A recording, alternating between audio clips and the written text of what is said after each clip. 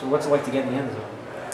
It's exciting, you know. It's every offensive line's dream to get into the end zone, catch the ball, feel like a receiver. It's just an amazing moment for me.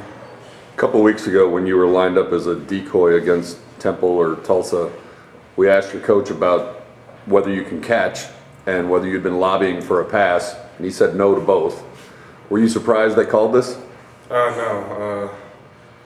We've been practicing that play for a couple of weeks now, so it feels amazing that they called it in the play, in the game, so just happy to run the play in the game for once.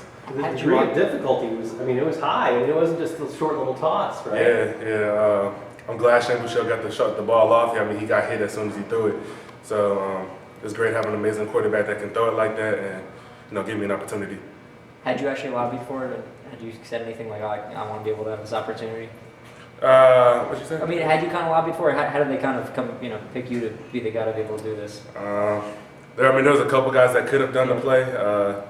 I think I was just the most, poised in the situation, and probably one of the most athletic offensive linemen we have, so that's why they picked me. What was it like to be following a blocker rather than leading the way? Because you had, Bo out in front of you? Or? I had Hayden out in front of me, and it was a great moment because when one offensive lineman does something, the whole line eats. We always had excited for me, so it was a great moment.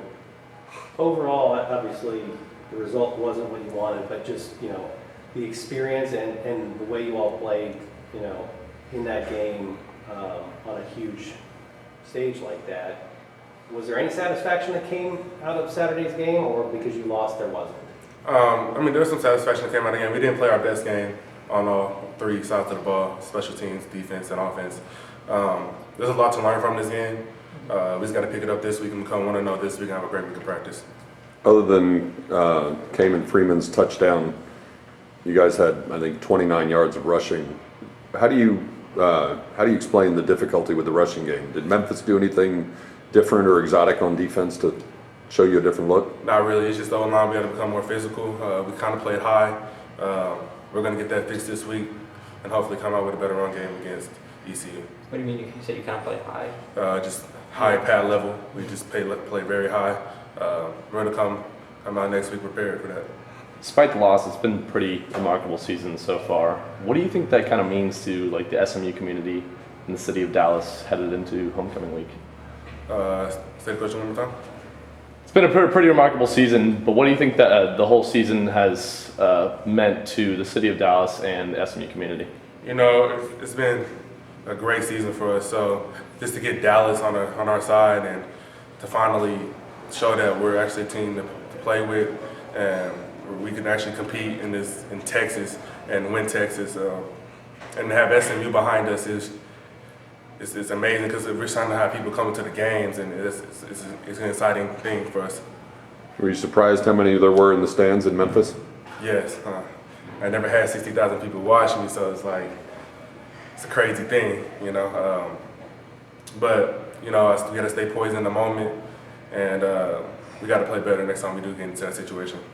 What's Coach's message to you guys as you play out the rest of this season? Obviously, you're not going to be unbeaten, but you have a lot to play for, it sounds like. We just got to go 1-0 every week. We got to put that game behind us. We got to learn from it and just build off our mistakes. Your coach always talks about how the team responds, and obviously up until this point you've been responding after a victory every week. What was practice like when you got back? When we first got back, there was some long faces, but once Coach told us that, we played a good game. It's just we need to learn from our mistakes. I think everybody picked up the tempo during practice, and it was a better kind of enjoyment filled the room with just the practice and play for another week. Beyond just going 1-0 this week, what are the goals for the rest of the season? To go 1-0 every week. Obviously we want to play for a conference championship and play for a bowl game, but that's so far down the road. We're just trying to go 1-0 every week. East Carolina drew a little attention by putting up 43 points on Cincinnati, but obviously you look at their defense. What have you seen so far, and what impresses you about their defense? I haven't looked at much of their defense, really just much of the personnel right now.